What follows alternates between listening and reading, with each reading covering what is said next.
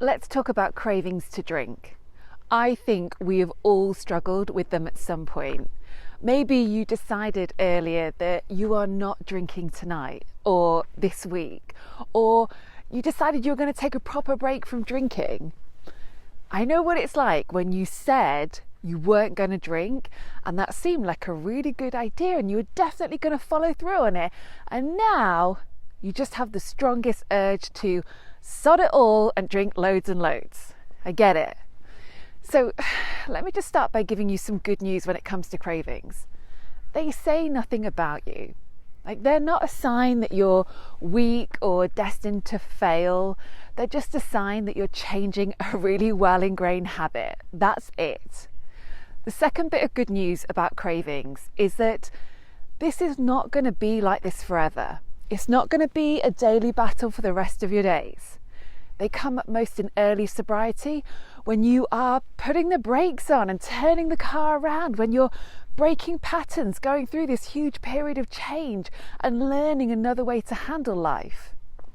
Cravings are most common in early sobriety, which is why we want to get you through this period as quickly as possible.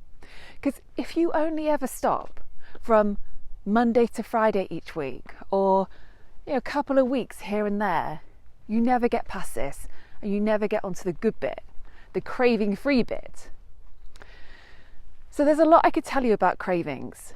And if you were working with me inside my Getting Unstuck coaching program, I would have a lot of questions for you to try and understand what's going on for you, what's happening in your day, what might be throwing you out of balance. And we look at what sober tools you might want to try and how you're going to manage your mind during this period. But because this is just one short video, I thought I'd cut to the chase and share just one mega tip with you here. And this is what it is. Don't worry, it's not going to be anything patronizing like, hey, just don't buy alcohol, or do chores at 1 o'clock to keep yourself busy. Really makes me cringe when I hear that kind of advice. Who wants to do chores? Not me. So listen, this is what I want you to remember and think about. Behind every craving for alcohol is an unmet need of some kind. So cravings are your body's way of telling you that something isn't right. Just trying to tell you something. It's just that over the years, you've trained yourself to hear that call and answer it with alcohol. So it doesn't matter what the problem is, I'll have a drink, it'll sort it out. And now, as a non-drinker, your job is to tune back in and to start working out how to meet those needs in another way. It's a little bit like parenting a young child. When your toddler is sad, angry, grumpy, you don't whip out a bottle of wine to soothe them, do you? Instead, you have to troubleshoot and get curious and think about what might be going on. Are they tired? Are they hungry? Are they thirsty? Are they bored? Do they just need a hug? Are they overwhelmed or overstimulated?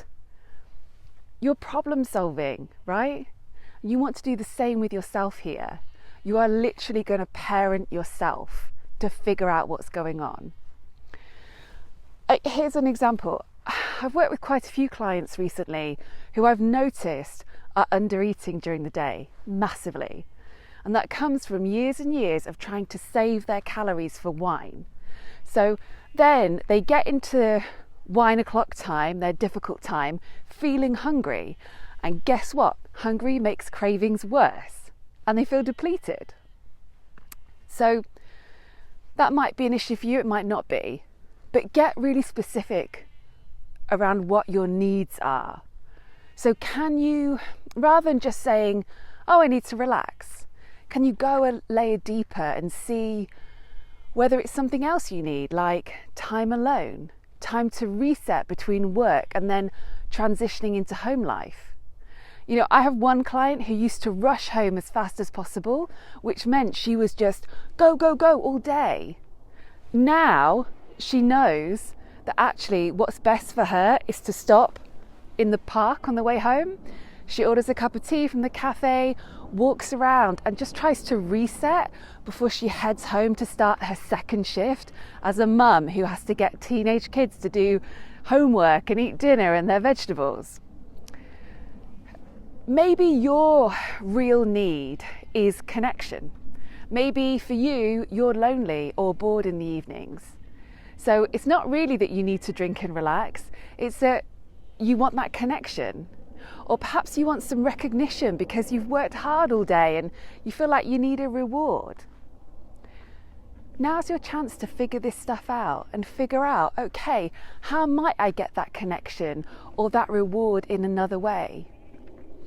And if you're stuck for ideas as to what would work, think about what you loved as a child.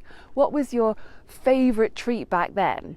Because the chances are you will still like it now, or some other version of that now.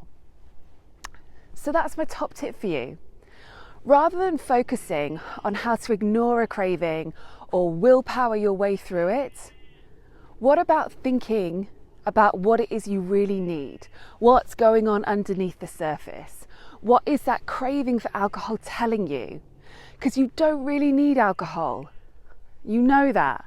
Deep down, you don't really want it. You're not designed to drink this toxic, cancer-causing poison, but you do want to get your needs met. And when that doesn't happen, your brain gets pretty good at demanding something else to cover up the gaps, something else like alcohol instead.